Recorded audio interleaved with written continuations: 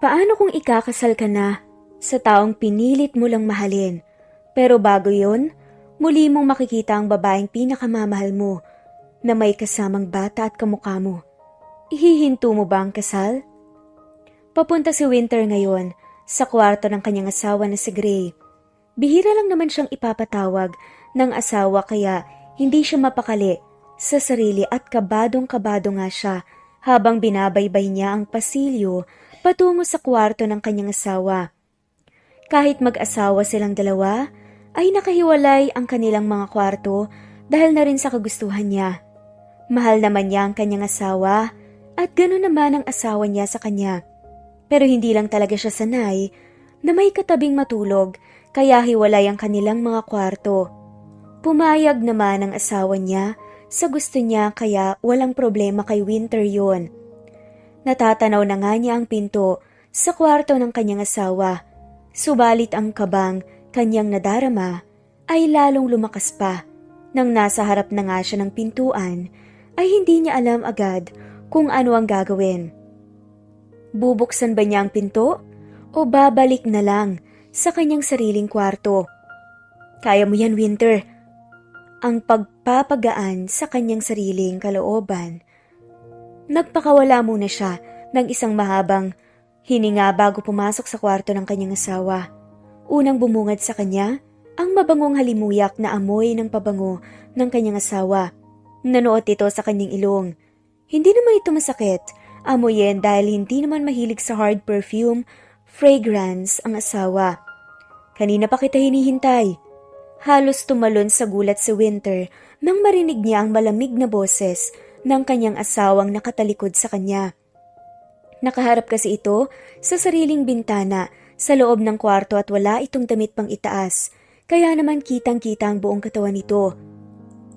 Bakit mo pala ako pinatawag? Kahit kinakabahan ay nagawa pa nga ring sumagot ni Winter sa asawa. Ngayon lang niya ito nakitang naging sobrang seryoso at malamig magsalita. Kasi sa katunayan every time na magkasama sila ay napaka-sweet at caring nitong asawa sa kanya kaya hindi niya alam kung bakit ganito naging kaseryoso ito ngayon. I want you to leave my house now. Sabi nito sa kanya at nanatiling nakatalikod. Ano? Hindi naman makapaniwalang sagot ni Winter sa asawa. Huwag mo na akong paulit-ulitin pa, Winter. Just leave the house now. Sumigaw na nga si Gray habang nakaharap pa rin sa bintana.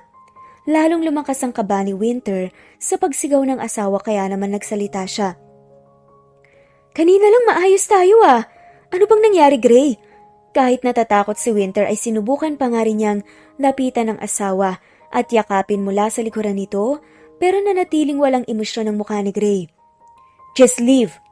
Walang buhay na sabi ni Gray. Ayoko nang makita ang pagmumukha mo sa bahay ko simula bukas. Umalis agad ito sa yakap ni Winter at tinungo ang sariling banyo sa loob ng kwarto. Nagsimulang magbagsakan agad ang mga luha ni Winter sa mga mata dahil sa pagbabago ng kanyang asawa.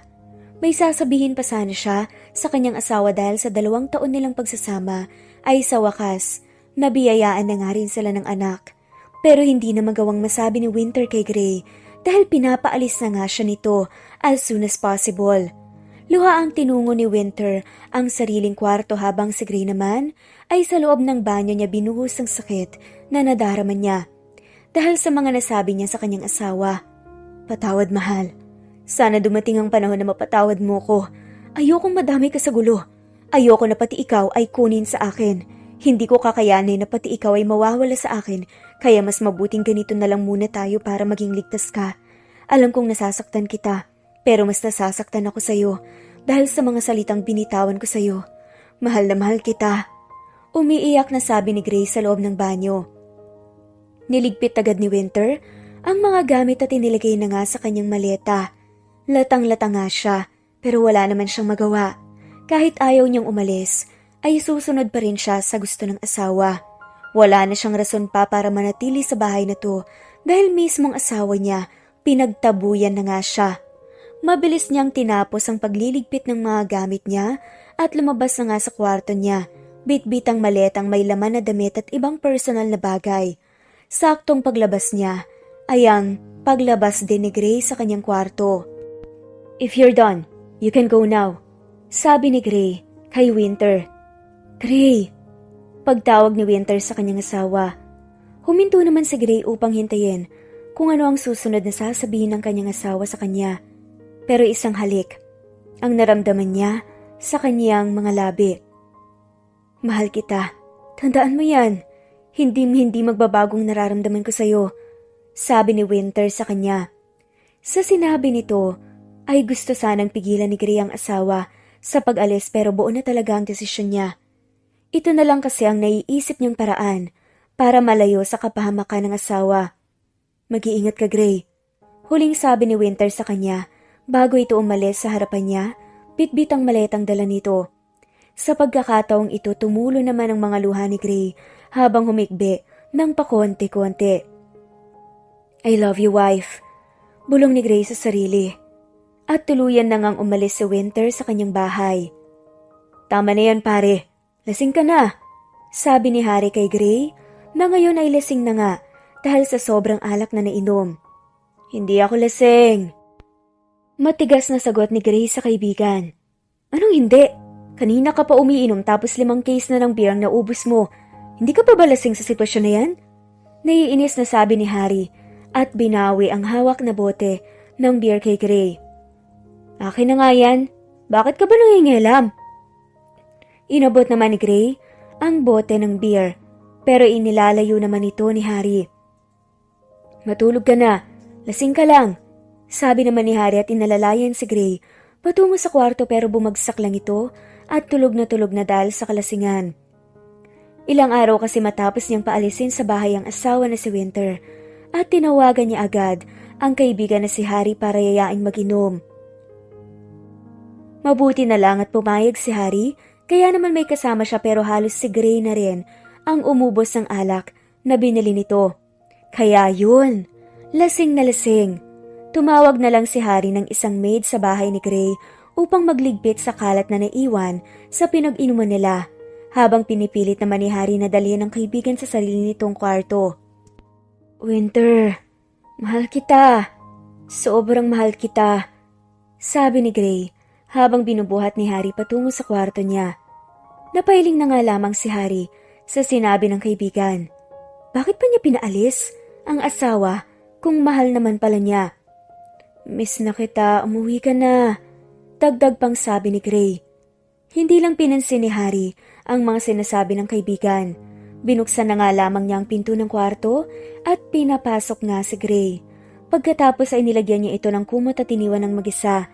Siniguro naman ni Harry na nakalak ang pinto sa kwarto bago umalis. "Yaya?" pagtawag ni Harry sa nagligpit ng pinag-inuman nila. "Bakit po, sir?" sagot naman ng yaya at lumapit si Harry. "Pagkatapos mong ligpitin ng mga yan, pakibantayan na lang si Gray. Pakisabi na umuwi na ako," sabi naman ni Harry. "Sige po, sir, mag-ingat po kayo," sagot naman ulit ng yaya. Tumango lang si Harry at naglakad na nga palabas sa bahay ni Gray para puntahan ang kotse na dala niya. Umuwi na nga ito.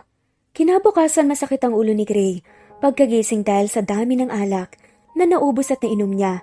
Napahawak tuloy siya sa sariling ulo dahil sa hangover na dala ng alak. Tumingin agad siya sa maliit na table, malapit sa kama niya kung may Advil na gamot at tubig ba pero wala. Napamura na nga lang siya nang wala sa oras dahil naaalala niyang wala na pala ang asawa niya na maghahanda sa kanya ng gamot at tubig tuwing may hangover siya. Darn it! Inis niyang sabi at bumangon mula sa kanyang higaan. Hinanap niya agad ang medicine kit kung saan ito nakalagay. Kahit masakit ang ulo niya, hinanap niya ito. Found it. Dahil wala siyang tubig sa loob, bumaba na nga lamang ito. "Good morning, Sir Gray. Umuwi na po pala si Sir Harry kagabi pa," ang sabi na nga lamang ng yaya na nasa loob ng kusina. "Salamat po, yaya. Pakitawag po si Nanay Leia para sabay na tayong magagahan," sagot naman ni Gray at ininom na nga ang gamot. "Ako nang tatapos yan, yaya," sabi pa nga ni Gray at kinuha ang kamay ni Yaya Gina at hawak nitong sandok. "Sige po, sir. Tawagin ko muna si Manang Leia." Pinagpatuloy nga ni Gray ang niluluto ni Yaya Gina. Malapit na rin kasi itong matapos kaya naman pinakuluan na nga lamang ito ni Gray at nagluto ng fried rice.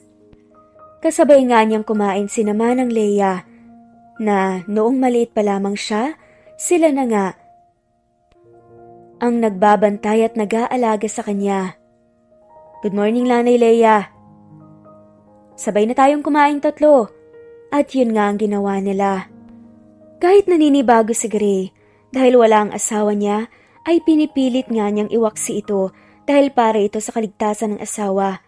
Nahihirapan pa kasi si Gray na kalabanin ng ama dahil hindi pa nga siya masyadong malakas at maraming koneksyon katulad ng ama. Hintayin mo ko, Winter. Hintayin mo ang asawa mo. Dahil kapag sa oras na kaya ko ng kalabanin ng ama ko, hindi ko nahahayaan na magkalayo pa tayo at sana ako pa rin ang mahal mo. 5 years later. Mami! Tawag ng isang batang 5 taong gulang, papalapit kay Winter. O bakit baby? Sagot naman ni Winter sa anak habang abala sa paglalagay ng mga damit nila sa maleta. Uuwi sila ngayon ng Pilipinas matapos ang 5 taon. Where's Daddy? Inosenteng tanong nito sa ina.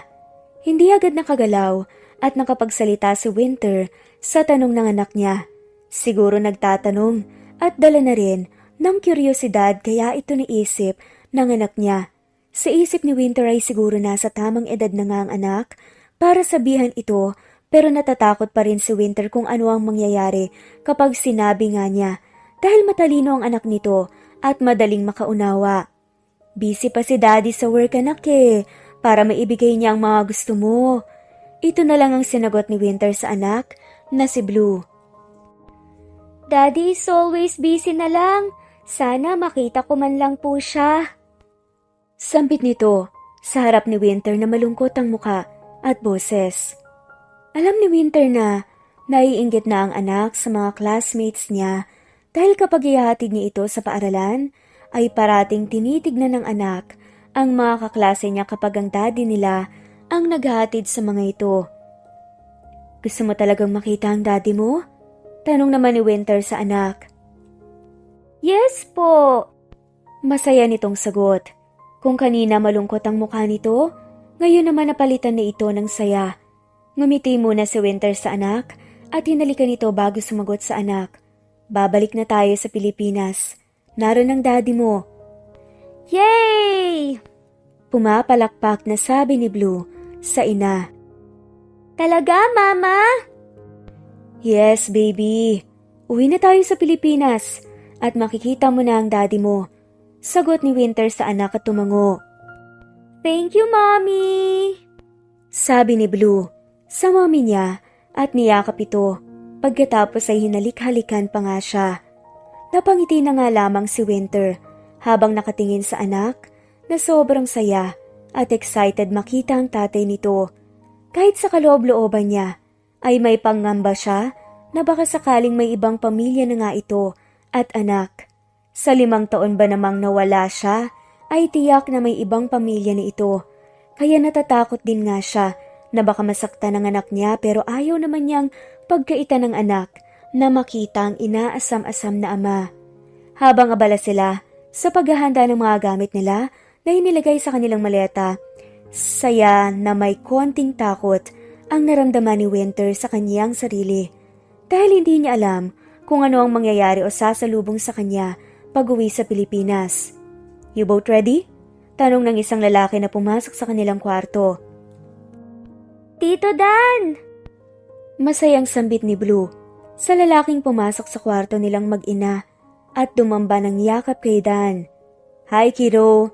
Excited ka na bang pumunta ng Pinas? Nakangiting sabi naman ni Dan sa bata at kinarga ito. Yes po, Tito. Right, Mommy?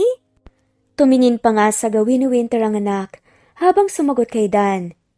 And you, excited ka rin ba? Tanong naman ni Dan kay Winter.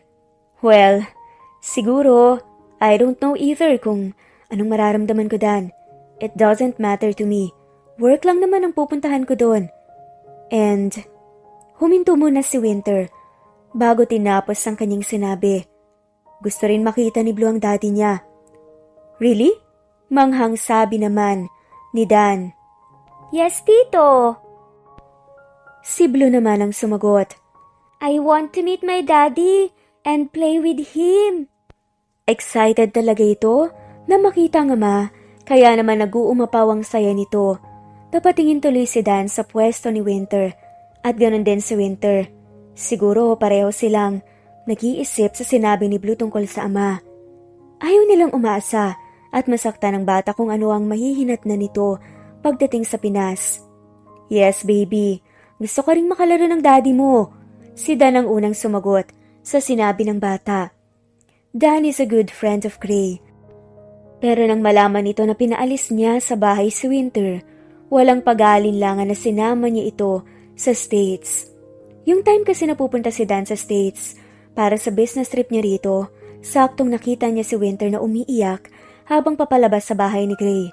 Magpapaalam lang sana siya sa kaibigan na si Gray na pupunta muna siya sa States pero hindi na nangyari dahil nung nakita niya si Winter na dala ang isang malaking maleta, umiiyak din ito. So nagdesisyon na nga lamang si Dan na isama si Winter sa States. Para kay Dan, kapatid na rin kasi ang turing niya kay Winter. Kahit pinsan pa niya si Gray, ay hindi rin niya nagustuhan ang pagpapalis niya kay Winter nang ganun-ganun na lang at walang sapat na dahilan. Talaga po, Tito? Sagot naman ni Blue. Makikita mo talaga sa mata ng bata ang saya at kagustuhang makita ang ama at makasama ito sa paglalaro niya. Oo naman, baby. Mahal ka ng daddy mo. Sagot naman ni Winter sa anak. Baba ka na sa Tito Dan mo at pack all your things na. Dadalhin mo pa uwi natin sa Pinas. Nandito na tito mo, anytime soon naalis na rin tayo. Sa sinabi ni Winter, ay bumaba naman si Blue sa pagkakarga ni Dan sa kanya at sinunod ang utos ng ina.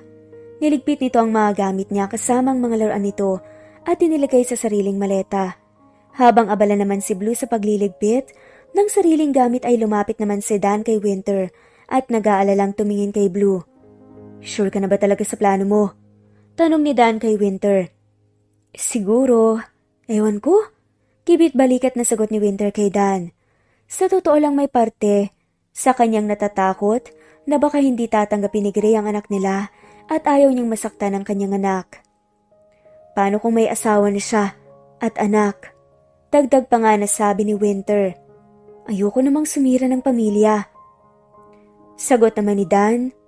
I know it's hard for you, pero wala namang nawawala kung susubukan, di ba? Or else, wag na lang para hindi na masaktan si Blue.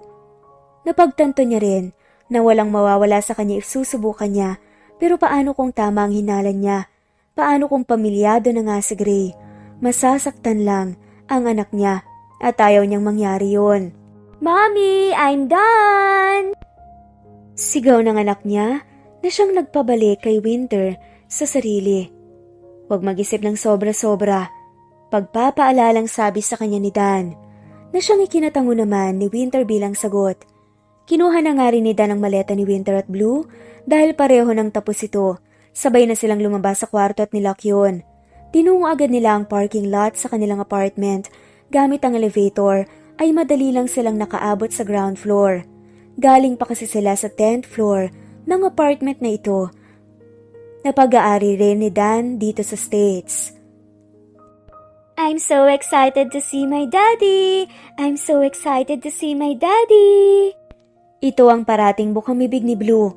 Simula nung lumabas sila sa kwarto nila at sumakay ng elevator at ngayong patungo na nga sila sa parking lot, ay ito pa rin ang bukang bibig nito.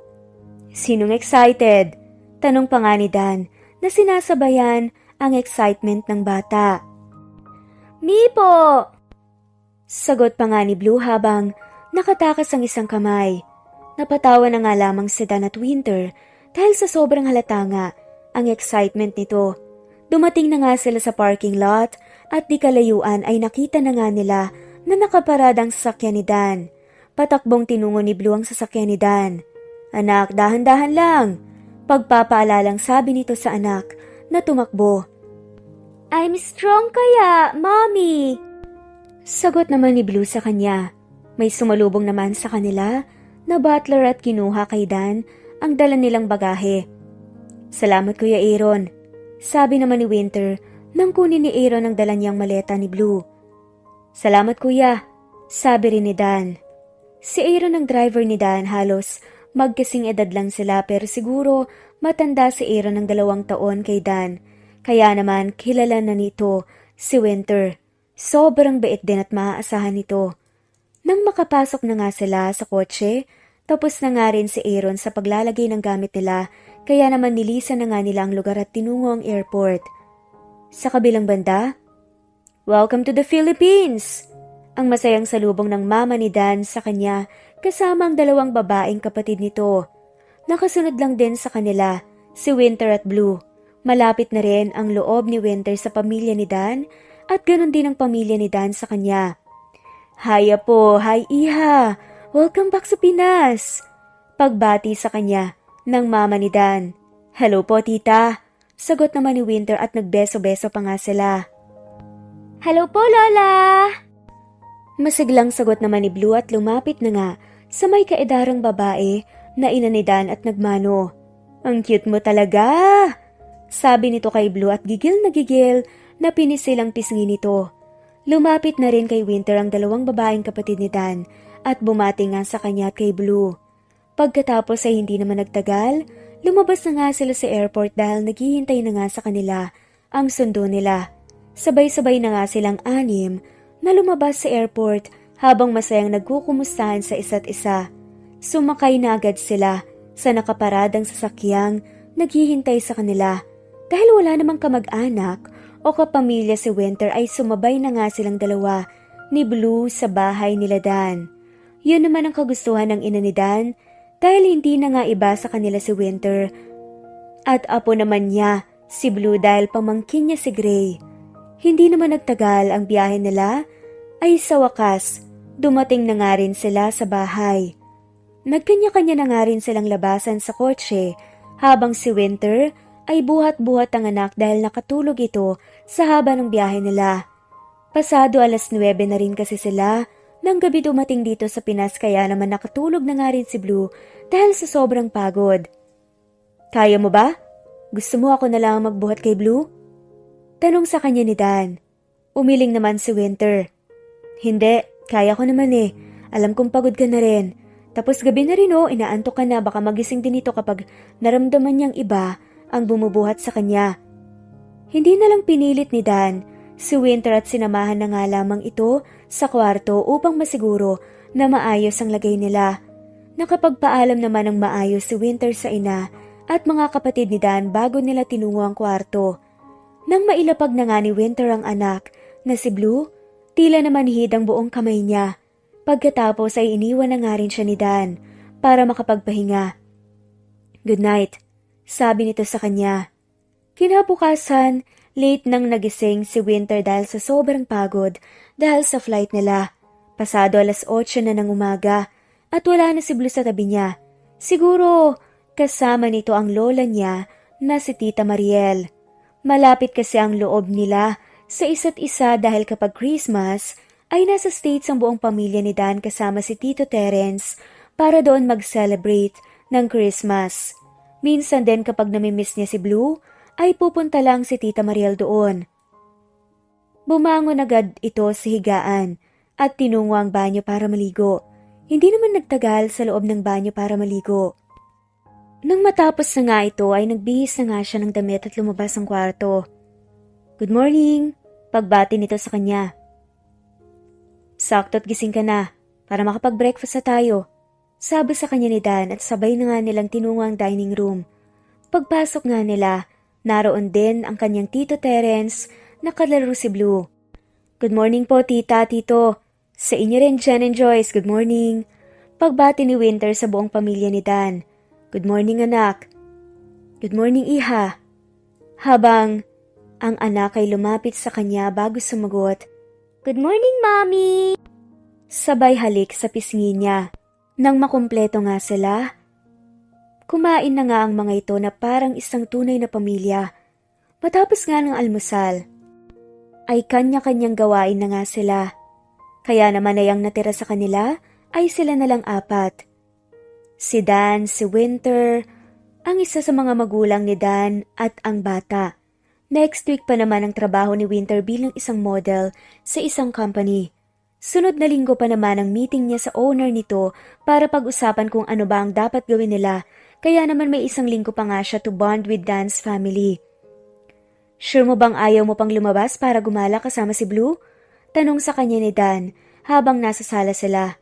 Naglalaro ngayon si Blue habang si Tita Mariel naman ay may ginagawa kaya wala. Gusto ko munang magpahinga, Dan. Siguro bukas o sa mga susunod na araw na lang. Sagot naman ito kay Dan. How about magkita kayo ni Gray? Suwestyon na nga ni Dan kay Winter. Kaya naman ang atensyon ni Winter ay naroon kay Dan. Seriously, Dan? Mas excited ka pa yata sa akin na makita si Gray ah. Natatawang sabi ni Winter kay Dan, pero sa totoo lang ay kinakabahan talaga siya nung tinanong yon sa kanya ni Dan. Ang dami na namang ideya ang pumapasok sa isipan niya, kaya naman hindi na nga lang niya ito pinapansin at muling itinuon ang buong atensyon sa anak. Siguro after sa work ko na lang, saka na siguro kikitain si Gray para hindi ako mawala sa concentration.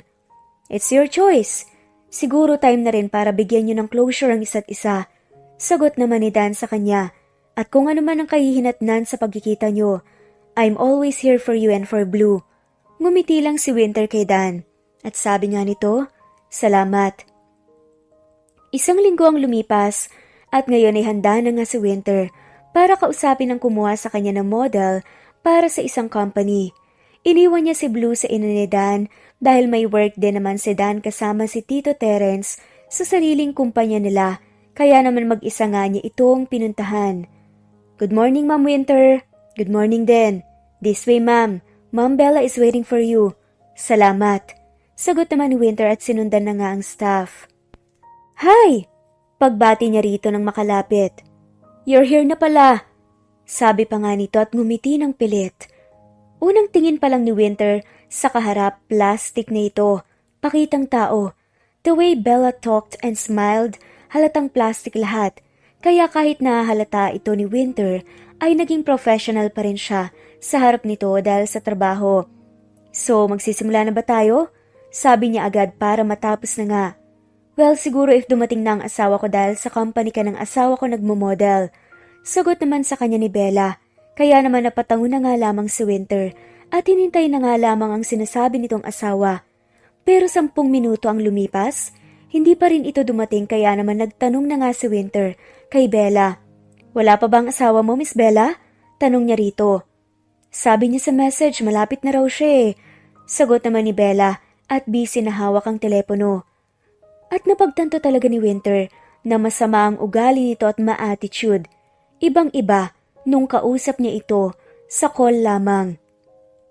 Kung maaga niya itong nalaman na ganito, ay hindi na nga sana niya tinanggap ang offer. Nang biglang, I'm sorry I'm late. Sabi ng isang baritonong boses na ikinatingin nga ni Winter dito. Oh, he's here na pala. My husband is here. Sabi agad ni Bella at tumayo. Winter, meet my husband, Gray Montemayor. Dagdag pa nga nitong sabi kay Winter. I'm no one's husband dahil isa lang ang asawa ko at hindi ikaw yun, Belle. Stop spreading fake news. Biglang sagot naman ni Gray kay Belle. Habang si Winter naman ay nagulat sa nakita at halos hindi makapaniwala sa lalaking nasa harapan niya. Pero yung gulat niya ay hindi niya masyadong pinagtuunan ng pansin. Tumayo agad siya at nagbigay galang sa dumating. Hi sir, good morning. Ako nga pala si Winter. Sagot agad ni Winter habang nakatayo. Good morning. Tipid nitong sagot sa kanya at halos hindi mawala ang tingin nito sa kaharap. Well, since dumating na ang asawa ko, simulan na natin ang meeting. Sa sinabi ni Bella, tumango lang si Winter at muling umupo habang si Gray naman ay sa kanya lang nakatingin. I said, hindi mo ako asawa, Belle. Huwag mo kong angkinin dahil hindi mo ako maangkin. Halatang naiinis na nga at bagot na sabi ni Gray sa pinagsasabi nito sa harap ng bisita nila. Okay, I'm sorry. Excited lang kasi ako sa magiging kasal natin. Magiging asawa din naman kita eventually. Sabi nito kay Gray. Tahimik lang si Winter habang nag-uusap ang dalawa pero ang tingin ni Gray sa kanya ay hindi pa rin nawala. Kaya naman naiilang si Winter. This meeting is done. Hindi ko na itutuloy na kumuha ng model. And I'm very sorry, Miss Winter, kung naabala pa kita. Here's my business card. Pumunta ka lang sa opisina ko para sa bayad mo dahil naabala pa kita. Nagbago na pala ang isip ko. Sabi agad ni Gray at binigyan nga si Winter ng isang business card. Pareho tuloy silang nagulat ni Belle sa nangyayari. Tinanggap pa rin ni Winter ang ibinigay ni Gray na business card kahit gulat pa rin siya. I'll go ahead. And again, I'm sorry sa abala. Dagdag pa nga na sabi ni Gray at nauna na ngang umalis sa kanila. Babe! Maarteng pagtawag pa nga ni Belle kay Gray habang walang lingon-lingon itong naglalakad palabas ng restaurant. I'm sorry, Winter. Hindi ko alam kung bakit nagbago ang naging desisyon niya. I'll talk to my husband. Dagdag pa nga na sabi ni Belle at sumunod na nga rin kay Gray na ngayon ay nasa exit na ng restaurant. Hindi naman halos nakapagsalita si Winter dahil sa nangyari. Biglaan naman kasi at hindi niya alam na si Gray pala ang makakaharap niya. Kaya naman sobrang gulat nga siya nang malaman ito. Buti na lang ay nagbago ang isip ni Gray dahil kung hindi, ay siya na rin mismo ang aayaw na maging model. Hindi pa kasi siya handa na makita o makaharap lang si Gray. Mabuti na lang, ay nagawa pa nga niyang makasagot kanina kahit sobrang kabado nga siya dahil sa bawat titig ni Gray sa kanya. Kalaunan ay umalis na nga rin si Winter sa restaurant at umuwi sa bahay nila Dan dahil wala naman siyang gagawin. Nang makalabas na nga si Gray, sa restaurant ay halos matumba siya dahil sa nanghihina ang buong sistema niya. Sa 5 taon ba namang hindi niya nakita ang asawa, ay nangungulila siya. Pero nung makaharap niya nga ito, ay halos hindi siya mapakali at sobrang kabado siya. Mabuti na lang, he managed to control his emotions dahil kung hindi ay nayakap na nga niya si Winter at nahalikan. Sa katunayan ay walang nagbago kay Winter bukod sa lalong pagganda nito. Siya pa rin ang Winter na naging asawa niya pero nagawa niyang saktan dahil sa kagustuhan niyang protektahan sa ama niya ito. Pero noon yun dahil hindi pa niya kayang suwayin ng ama pero ngayon, kaya na nga niya itong ipaglaban. Kung kailan hindi niya sigurado kung may pag-asa pa ba. Hintayin mo ko, Winter. Sa pagkakataong to, sisiguraduhin kong magiging akin ka muli.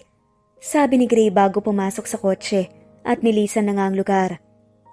Habang nasa kotse si Gray, nagmamaneho ay gusto nga niyang kausapin ang pinsang si Dan dahil alam niyang sa loob ng 5 taon ay si Dan ang nagtago kay Winter dahil kahit tanong hanap niya kay Winter, palaging wala siyang nakukuhang lead kung saan niya mahanap ang sawa. Hindi naman nagtagal si Gray ay dumating na nga rin siya sa harap ng Montemayor Hotel and Suites. Pagmamay-ari ng Tito Terence niya at malilipat kay Dan kung tanggapin man niya ito. Mabuti na lang at hindi nga masyadong traffic kaya madali lang siyang nakapag-drive. Pinark niya agad ang kotse na dala at lumabas. Good morning, sir. Bati sa kanya ng guard. Good morning. Tipid niyang sagot sa guard. Kilala na nga siya sa hotel na to dahil isa rin naman siyang Montemayor. Kaya ang ginamit nga niyang elevator ay yung exclusive elevator at tinungo nga niya agad ang floor kung saan matatagpuan ang opisina ni Tito Terence niya. Tahimik lang siya sa loob ng elevator pero maraming katanungan ang nasa isip niya na gustong itanong sa pinsan na gusto niyang mabigyan ng kasagutan. Nang bumukas ng pinto, ay wala nga siyang sinayang na oras at pumasok na nga siya sa loob ng opisina without knocking. "O Gray, what brings you here?" Salubong nga agad na tanong ng Tito Terence niya nang makapasok nga siya sa loob. "Narito po ba si Dan, Tito?" Tanong niya agad sa kanyang tito. "Wala rito, Gray eh. Bakit mo hinahanap si Dan?" Sagot naman sa kanya ng Tito Terence niya. "Gusto ko lang siyang makausap po sana. I know nasa Pilipinas na siya, Tito. Nasabi na sa akin ni Jen." Sagot naman ni Gray. "Yes, nasa Pinas na nga siya. 1 linggo na rin mahigit." Pag-amin naman ni Terence sa pamangkin. "Okay, ganito na lang. Try mo puntahan sa bahay, baka naroon. Nandito yun kanina pero baka umuwi." Suwestyon naman ni Terence sa pamangkin. "Thanks, Tito." Nang makaalis na nga si Gray, ay 10 minuto lang. Saktong pagpasok ni Dan sa loob ng opisina ng ama. "Oh, akala ko umuwi ka na, anak." Tanong ni Terence sa anak. "Nasa restaurant lang po ako sa loob, Dad. Bakit, may problema ba?" "Gray is here. Kakaalis nga lang niya papunta sa bahay dahil sinabi ko na baka umuwi ka na." "Dad, what?" Blue and Winter is there. Paano kung magkita sila? Problemadong sabi ni Dan sa ama at ngayon lang din naisip ni Terence na naroon nga ang mag-ina ni Gray sa bahay nila. Nakalimutan ko. Hysterical na sabi ni Terence na may kasamang mura pa nga. Wala na rin silang magawa dahil kanina pa nakaalis si Gray at ngayon ay dumating na nga ito doon. Tinawagan na rin ni Dan si Winter pero hindi ito sumasagot sa tawag niya kaya wala na talaga silang magagawa. Mangyari na ang dapat mangyari. Hindi na lang pinansin ni Dan ang nangyari at tinulungan na nga lamang ang ama. Naaawa na rin siya sa pinsan niya kaya siguro it's about time para hayaan na nga niya itong makita sila. Gray deserves to meet his son. Masyadong matagal na rin ang 5 taon na hindi niya ito nakikita. And it's time na rin siguro para magkita ang mag-ama. Bago umuwi si Winter, bumili muna siya ng ice cream na favorite ng anak. Para may pasalubong naman siya. Pagkatapos ay tumungo na nga siya ng KFC dahil favorite nga rin ni Blue ang French fries. Kuhang-kuha kasi ni Blue ang halos lahat na meron sa ama niyang si Gray. 250 po lahat, ma'am. Nagbayad na nga ito. Pagkalabas nga niya ng KFC, umuwi na nga siya agad dahil namimiss na nga niya ang anak. Hindi naman siya matatagalan, kaya naman sumakay na nga agad siya ng taxi. Pumasok na nga agad si Winter pagkababa niya sa taxi sa loob ng bahay nila Dan. Nagtaka naman siya kung bakit ang tahimik ng bahay kaya naman nagtataka siya. Tahimik din ang sala. Inilagay nga muna ni Winter ang biniling ice cream sa loob ng fridge. Bago umakyat ang kwarto, siguro naroon lang ang anak. Pagbukas niya sa pinto ng kwarto, unang tumambad ang anak na payapang natutulog sa kama. Kaya naman ay napanatag ang loob ni Winter dahil nakita ang anak pero ang kanyang panatag na loob napalitan ng gulat dahil sa lalaking lumabas mula sa banyo ng kanilang kwarto. Gray? Gulat na wika nga ni Winter habang nakatingin sa lalaking lumabas sa banyo ng kwarto na tuwalya lang ang nakatapis sa katawan nito. Samantalang seryoso lang siyang tinignan ni Gray at tumungo sa walk-in closet nito at kumuha ng damit. Anong ginagawa mo rito? Muling tanong ni Winter sa lalaki. Ikaw ang dapat kong tanungin, Winter. Bakit kayo narito? Ng anak ko. Ang sagot nga ni Gray sa kanya. At bakit mo inilihim sa akin ang anak ko? Hindi agad nakasagot si Winter sa sinabi ni Gray sa kanya. Habang si Gray naman ay papalit na nga sa kanyang kinatatayuan. Bakit mo tinago na may anak tayo?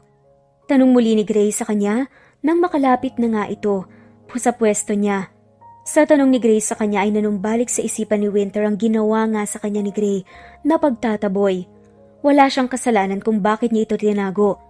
Sarili mismo ni Gray ang may kasalanan dahil nung araw na sasabihin niya sanang totoo, hindi niya nagawa dahil pinaalis nga niya ito.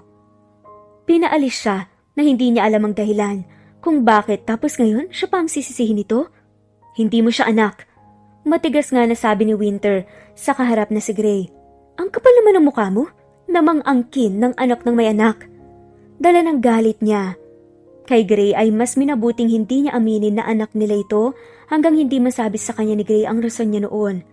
Wala kang anak, Gray. Aniya sa binata, pwede ka nang umalis pagkatapos mong magbihis. Tumalikod agad si Winter bago lumabas sa loob ng kwarto pero hindi niya ito nagawa dahil hinarang ni Gray ang isang kamay at walang sabi na hinila niya si Winter at mariin niyang hinalikan. Sa gulat ni Winter ay hindi na nga niya magawang makailag sa labi ni Gray at naglapat nga parehas ang kanilang mga labi. Deny all you want, but I know, deep in my heart, Blue is my son. Matigas na sabi naman ni Gray sa kanya. Matapos maghiwalay ang kanilang mga labi sa isa't isa, our son Winter. Hindi agad nagawang makasagot ni Winter sa sinabi ni Gray dahil ito na mismo ang umalis sa harapan niya at tinapos nga ang pagbibihis nito. Next time, galingan mong magtago muli.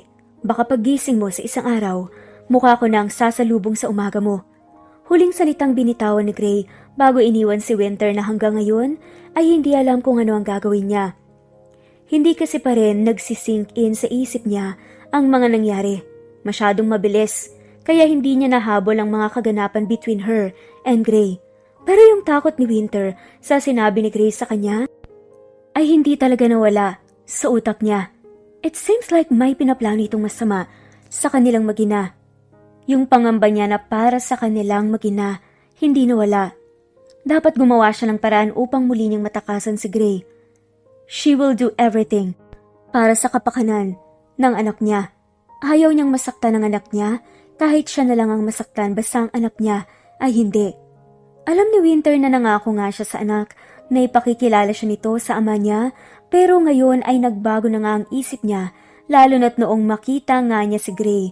Wala namang nagbago kay Gray bukod sa lalo itong naging gwapo at may fiancé na nga rin ito.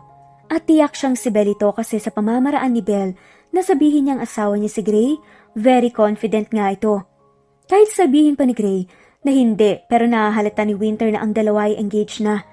Ayaw lang aminin ni Gray sa harapan niya. Dahil sa kagustuhan ni Winter na muling lumayo kay Gray upang hindi makagulo sa magiging pamilyang bubuuin nito, muling pumasok sa isip ni Winter na magtago na nga lamang. At sa pagkakataong to ay sila lang ni Blue dalawa. This time, ay kaya na nga nila ni Blue ang mabuhay pero hihintayin muna ni Winter si Dan upang makapagpasalamat at makapagpaalam naman kahit papaano. Pati na rin kay Tito Terence at Tita Mariel. Nilapitan agad ni Winter ang anak na ngayon ay mahimbing pa ring natutulog sa kama. I'm sorry anak, kung aalis na naman tayo para magtago. Alam kong nangako na si mommy mo na makikilala na ang daddy mo pagkarating natin sa Pilipinas, pero sana maintindihan mo rin si mommy. Pinoprotektahan ka lang ni mommy para hindi ka masaktan kapag nalaman mong may ibang family na nga ang daddy mo. Sabi nga ni Winter habang natutulog ang anak. Hinagkan pa nga niya ito sa noo bago muling lumayo sa anak at lumabas sa kwarto para maglakad-lakad sa labas upang makapag-isip-isip. Sigurado ka na ba sa plano mo, Winter? Ang tanong agad ni Dan sa kanya nang matapos sabihin niya kay Dan ang naging plano niyang muling magpakalayo-layo na nga kay Gray. Sigurado na ako, Dan. Para sa anak ko to, ayokong masaktan ng bata. Sagot naman ni Winter kay Dan. Ito na lang ang naisip kong paraan, Dan. Sana maintindihan mo ko. Isa kong ina at para sa ina kapakanan ng anak ang inuuna. Dagdag pa ngang sabi ni Winter. Naiintindihan naman ni Dan ang sitwasyon ni Winter pero maski siya ay ayaw niyang masaktan si Blue pero hindi rin gusto ni Dan na muling itago ni Winter ang anak nila ni Gray. May karapatan din si Gray sa anak lalo na't wala itong kamalay-malay na may anak ito. Alam ni Dan na matagal nang ang pangarap ni Gray na magkaroon ng sariling anak. Ayaw niyang kunan ng pangarap ang pinsan pero nirerespeto niya ang desisyon ni Winter. Okay, basta ipangako mo lang na ito na ang huli na gagawin mo to. Sagot lang ni Dan kay Winter dahil maski siya ay hindi na nga niya talaga mababago ang isip ni Winter pa. Sinubukan na nga rin kasi ng magulang niya na kausapin at pigilan si Winter sa anumang balak nito pero buo na talaga ang desisyon ni Winter kaya naman ang sang-ayon na nga rin siya. Salamat Dan at naiintindihan mo ko. Salamat din dahil parati kang nandyan. Maemosyong sabi ni Winter at niyakap nga niya si Dan. Thank you for always being in my side. Para nakitang kuya. Tapos tumayo na nga siya. Tuluyang naiyak na nga si Winter dahil sa sinabi niya. Totoo naman kasi ang lahat. Si Dan lang ang pamilya niya noong walang-wala siya. Kaya sobrang thankful niya kay Tito Terence at Tita Mariel dahil may mga anak silang mababait at syempre gwapo at magaganda na rin. Wala yon, basta para sa'yo at sa pamangkin ko na rin. Sagot naman ni Dan. Naging buo na talaga ang desisyon ni Winter na bukas aalis na nga sila ni Blue. Hindi sila babalik sa States. Magkusay dito pa rin sila sa Pinas, pero hindi sa Manila. Siguro mas malayo pa sa Manila kasi mahahanap pa rin sila ni Gray kung dito lang sila lang malapit sa Manila. Maybe Visayas or Mindanao sila. Kinabukasan ay maagang nagising si Winter at Blue dahil ito na ang araw kung saan tutungo sila sa Mindanao para muling lumayo kay Gray. Kahit nagtataka si Blue sa biglaang pag-alis niya, ay sumama pa rin ito sa kanyang ina. Where are we going, Mommy? Akala ko po makakasama ko na si Daddy. Inosenteng tanong nga ni Blue sa kanyang ina. Kaya naman parang may humaplo sa puso ni Winter dahil sa tanong ng anak. Mommy will be working sa Mindanao. Ayaw naman kitang iwan kay Tito Dan mo at kay Lolo Terence at Lola Mariel. Mamimiss kasi kita. Sagot na nga lamang niya sa anak. Sasama po ba si Daddy sa atin, Mommy? Nagkatinginan tuloy si Dan at Winter sa sinabi ng bata. Susunod daw si Daddy after his work, baby.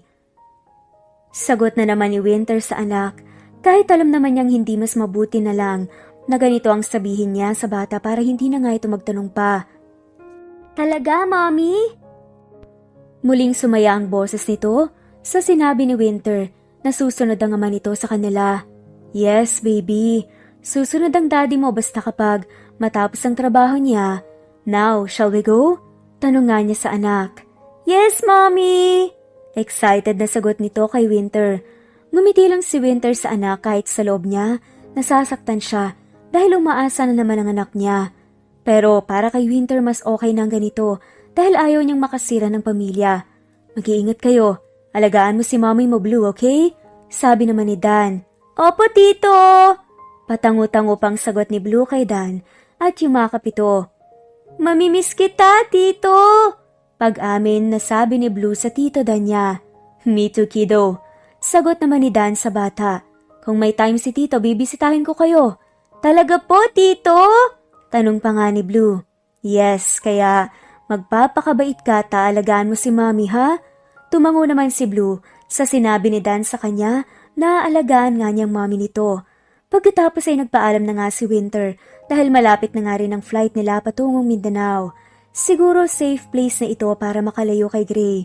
Tinanaw lang sila ni Dan hanggang sa mawala na nga ang mga ito sa paningin niya at di nagtagali nakalipad na nga rin ang eroplano na sinasakyan nila. At saan ka pupunta? Galit na bigkas ni Marcos sa anak na ngayon ay tumayo mula sa kanilang pag-uusap. Walang emosyong hinaharap ni Gray ang ama. I've been following you for how many years already, Dad? This time, susundin ko naman ang sarili ko. I won't marry Belle. Yan ang gusto ng puso ko. Matigas na sagot ni Gray sa ama na siyang ikinasama ng tingin nito sa anak. Ikakasal ka kay Belle and that's final, Gray. Mas lalong sumidhi ang galit ni Marcos sa anak dahil sa pagsuway sa bawat gusto nito. I won't marry Belle. May asawa na ako. Hindi mo ba maintindihan yon? Sagot ni Gray sa ama. Hindi kasi sinabi ni Gray noon sa ama na may asawa na nga siya. Civil lang kasi ang naging kasal nila ni Winter noon kaya sobrang laki ng galit ni Marcos sa anak. Kaya nga nagawa ni Gray na masaktan ang asawa nung pinaalis niya ito sa bahay. Dahil nagbanta nga ang ama nito na mananagot nga si Winter pag hindi niya ito hiniwalayan. Anong sabi mo? Halos hindi makapaniwala si Marcos sa narinig mula sa anak. Narinig mo naman siguro, Dad, diba? Sagot ni Gray. Hindi ko pa kakasalan si Belle dahil may asawa at anak na ako. Dagdag nga ni Gray. At bakit hindi mo sinabi sa akin na may apo na ako? Pagalit na tanong ng ama ni Gray sa kanya. Dahil po sa inyo. Sigaw naman ni Gray. Nang dahil sa'yo, kaya nasaktan ko ang asawa ko. Nang dahil sa'yo, kaya 5 taon akong nawalay sa anak ko. Nang dahil sa'yo nasira ang pangarap kong pamilya. Can't you see? Kami ang nag-suffer sa mga pinaggagawa mo. Kaya ka iniwan ni Mama eh. Dahil sa ganyan ang ugali mo. You manipulated someone's emotions para makontrol mo. Sagot naman ni Gray na hindi mapigilan ang matinding emosyon sa sarili kaya napaluhan na nga rin. Hindi naman nakaimik ang ama sa sinabi ng anak. Dahil totoo naman ang lahat. He's manipulative, kaya naman lahat ng malapit sa kanya ay iniwan siya. I'm sorry, son. Dito tuluyang tumulo na nga rin ang luha ni Marcos na matagal na nga niyang tinago sa sarili. You're right. Dahil sa mga kagustuhan ko, kaya ako iniwan ng mama mo. I'm not a good father and husband. Nang makita naman ni Gray na nasasaktan nga at umiiyak ang ama ay lumapit na nga siya rito para damayan. Malaki man ang galit niya sa ama, ay hindi niya maitatago na ito pa rin ang ama niya. Pa, pagtawag ni Grace sa ama, I know it's hard for you na iniwanan ni Papa, pero learn to forgive yourself. I know hindi naging maganda ang naging desisyon mo noon, pero pwede mo pa itong mabago. Pwede mong baguhin pa ang sarili mo. Mas lalong napaiyak si Marcos sa sinabi ng anak, pero tama rin ito. Hindi pa uli ang lahat para magbago at kaya pa niyang magbago. Hindi para sa kanyang sarili kundi para sa lahat. Salamat, anak. Sabi na nga lamang ni Marcos sa anak at niyakap ito. Niyakap na nga rin pabalik ni Gray ang ama. Hindi pa huli ang lahat pa. Ani ni Gray sa ama. Tumango naman si Marcos sa anak at lalong niyakap ito. I'm sorry anak. Now, puntahan mo na ang pamilya mo. Kailangan ka na siguro nila. Sabi ni Marcos sa anak pero mas pinili muna ni Gray na damayan ng ama sa anumang nararamdaman nito. Kalaunan din ay naging okay na nga silang mag-ama. Nang masiguro na nga ni Gray na maayos ang lagay ng ama, pinuntahan na nga niya kaagad ang mag-ina niya sa bahay ng pinsan niyang si Dan. Dito niya kasi ito iniwan noong nagkita silang mag-ama. Hindi pa alam ni Gray na umalis na pala ang mag-ina niya. Halos mag-iisang linggo na nga rin itong wala sa bahay ng Tito Terence niya. Madali lang naman siyang dumating kaya nung nasa mismong labas ng bahay na nga siya, ay hindi na nga siya nag-atubili pang pumasok sa loob. Kilala na rin siya ng guards na nagbabantay sa labas ng gate. Ano ginagawa mo rito? Si Dan agad ang unang sumalubong kay Gray papasok. Ito ngayon ang nagtatanong sa kanya kung ano ang ginagawa niya sa bahay nila. I'm here to get my wife and son, kaya ilabas mo na sila Dan. Sagot nga ng lalaki sa kanyang pinsan. Hindi kami ang hanapan mo dapat ng asawa at anak Gray. Mali ka ata ng bahay na napasukan. Sabi naman ni Gray sa kanya tinalikuran. Wala rito ang asawa at anak mo. Wala ka kasing kwentang ama at asawa. Sa sinabi ni Dan kay Gray ay halos pumutok ang galit nito na kanina pa nga niya't nagtinitimpi pero mabuti na lang ay malaki ang respeto niya sa pinsan at hindi na nga lang niya pinatulan pa. Okay, kung wala sila rito, mahanap ko pa rin naman sila. Salamat na lang. Sagot nga ni Gray. Well, good luck na lang sa paghahanap at kung may mahanap ka pa, balita ko may bagong kasama na si Winter at ito na rin ang tumayong ama sa anak niya. Besides, nakahanap ka na rin naman ng bell mo, di ba? Dahil hindi mo siya pinanindigan. Dahil sa ama mo. Sagot nga ni Dan na parang ginagalit pa ang pinsan. Nag-e-enjoy din kasi si Dan na makita si Gray na kinakain ng galit ang buong sistema. Parang nagtagumpay naman siya sa kanyang ginagawa dahil nakakuyom na nga ang mga kamay ni Gray at tila may hahamuning suntukan sa itsura nito. Kaya mas lalong napangiti si Dan sa nakita. Hindi naman sumagot si Gray at tumalikod na nga lamang. Pagkatapos ay umalis na nga siya sa bahay ng Tito Terence niya para hanapin ang mag-ina niya. Hahanapin niya ito dahil desidido na nga siyang makasamang muli ang mag-ina niya. Isang linggo na nga nung umalis sa Manila si Winter at anak patungo rito sa Mindanao sa bandang Zamboanga del Norte. Dito sa Zamboanga Peninsula, naninibago sila pareho ng anak pero kahit papaano ay may mabubuti naman na loobang tumulong sa kanila at kahit papaano ay nakapag-adjust na nga rin silang dalawa ng anak. Medyo may alam na nga rin sila sa pagbibisaya dahil ito ang sinasalita rito. Para kay Winter ayos na nga sila rito sa pinag-i-stayan nila. Narito kasi sila ngayon sa Dipolog City. May business din si Dan dito. May isang branch kasi siya ng apartment business niya rito, kaya dito sila nagstay. May work na nga rin siya kasi tinanggap na nga siya bilang isang model. At ito na nga siya pauwi sa apartment nila dahil iniwan lang niya ang anak. Kasama lang nito ang isang may edad na babaeng nakilala niya noong bago dating lang sila dito. Si Nanang Josefa ang nagbabantay kay Blue sa apartment niya. Mabait naman ito kaya malaki ang tiwala ni Winter na iwanan ng anak sa kanya. Pauwi na nga siya ngayon habang nakasakay sa isang tricycle. Pasado 6:30 na ng gabi kaya naman dumaan muna si Winter sa Boulevard para bumili ng makakain at ulam nila ni Blue. May nagtitinda kasi ng street food at barbecue malapit sa Boulevard. Marami rin kasing nagpupunta tuwing gabi rito kaya naman talagang mabenta ang mga paninda rito. Teka Manong, bibili lang po ako ng ulam. Pagpapaalam ni Winter sa driver nang nasakyan nga niyang tricycle. Sige po ma'am, sagot naman ito sa kanya. Bumaba agad si Winter at pumunta na nga sa barbecue stall. Hindi naman ito kalayuan sa pinagparka ng tricycle kung saan siya sumakay. Nang matapos na nga si Winter sa pagpili ay nagbayad na nga agad siya. Ito lang po lahat ma'am, yan lang po. Hindi naman nagtagal. Pauwi na nga siya at masaya naman siya sa nabili nga niyang street food at barbecue na uulamin nga at mimeriendahin nila ng kanyang anak. Pagka-uwi nga niya sumalubong sa kanyang anak habang si Nana Josefa ay naglilinis. Good evening, Nanang Josefa. Good evening, Winter. Handa na ang hapunan yung mag-ina. Kumuha agad si Winter ng pinggan para sa lalagyan. Pagkatapos ay tinulungan na nga rin ni Nanang Josefa. Masaya nga silang tatlo na nagsalo sa hapunan. Nagkwentuhan, nagkulitan habang kumakain. Hindi rin nagtagal ay natapos na nga rin silang kumain. Habang si Blue, nagtungo na nga rin sa sala para manood ng paborito niyang cartoons. Maagang nagising si Winter para pumasok na sa bago niyang trabaho. Ayaw naman niyang malate kaya inagahan niya talaga ang paggising habang abala nga siya sa paghahanda.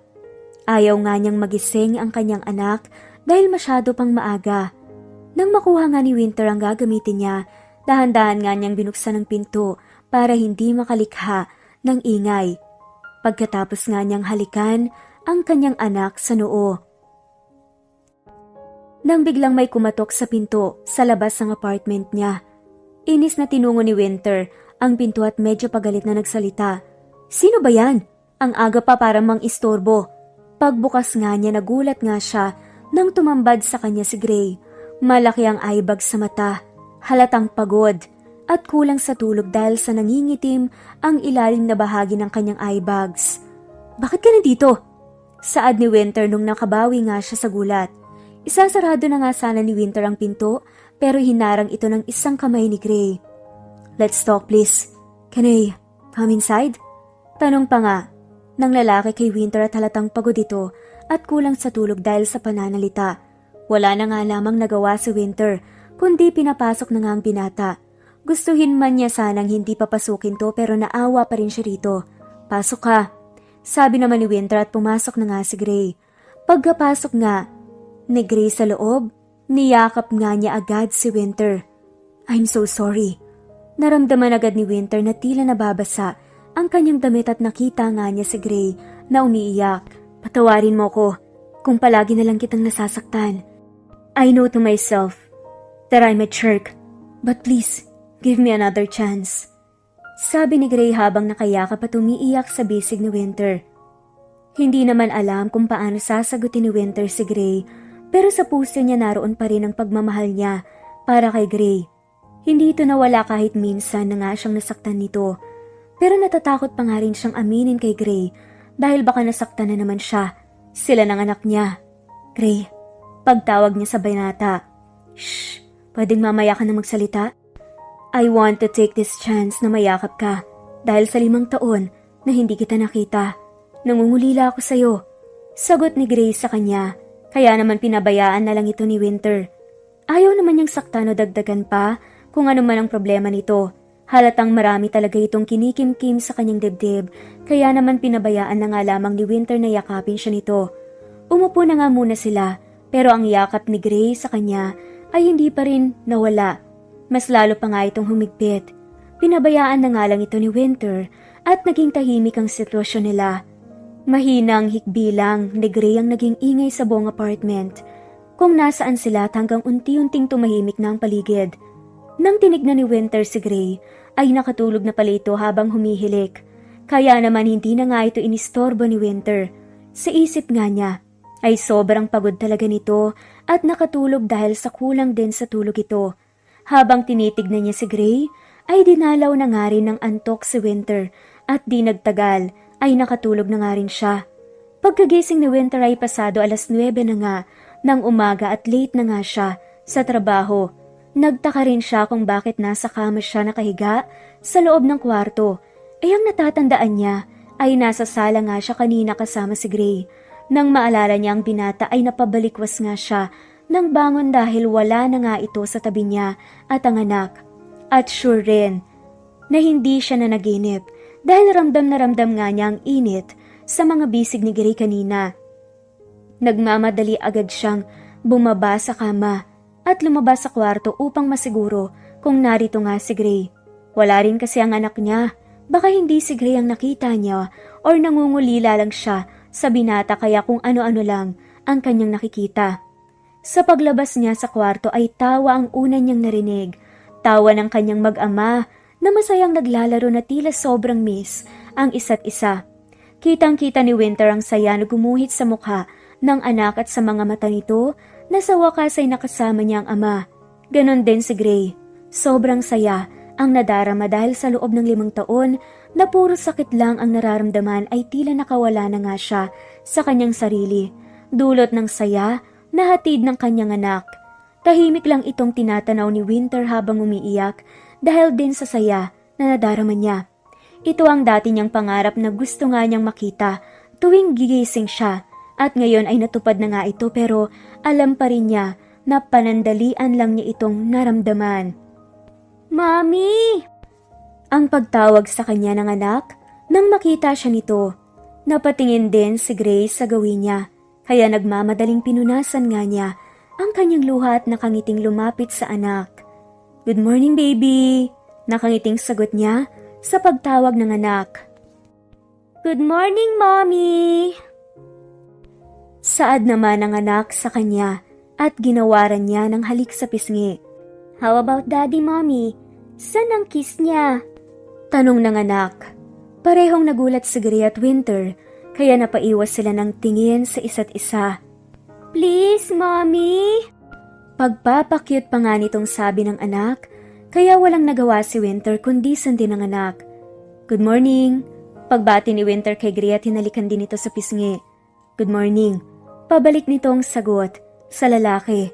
Habang nagsasama silang tatlo, kinuha na itong pagkakataon ni Gray upang sabihin ang lahat para malaman na rin ni Winter ang dahilan niya. Nang ipinaliwanag ni Gray ang lahat na dahil nga sa ama niya kaya niya nagawa yun at dahil pinoprotektahan niya ito at may pagbabanta sa ama niya, unti-unti namang nasagot ang mga katanungan ni Winter na matagal na nga niyang gustong malaman ang sagot. Kung bakit nagawa ni Gray sa kanyang lahat, nauunawaan na nga rin niya. At hindi naman siya nahihirapan na patawarin si Gray dahil gusto niya ring maging masaya ang anak at alam niya rin sa sarili na mahal pa nga rin niya si Gray. Kahit ano pa man ang gawin nila, nangyari ng lahat at dapat na nila itong kalimutan. Napatawad na nga rin niya ang ama ni Gray dahil ayaw niya pang maalala ang nakaraan dahil magsisimula na nga sila ng bagong yugto ng buhay nila.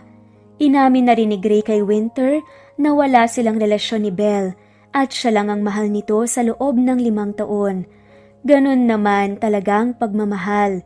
Dapat marunong kang magpatawad para mas lalong maging masaya ang pagsasama niyo at yun ang pareho nilang natututunan sa isa't isa. I love you, ani ni Grace sa kanya. I love you too, sagot naman ni Winter.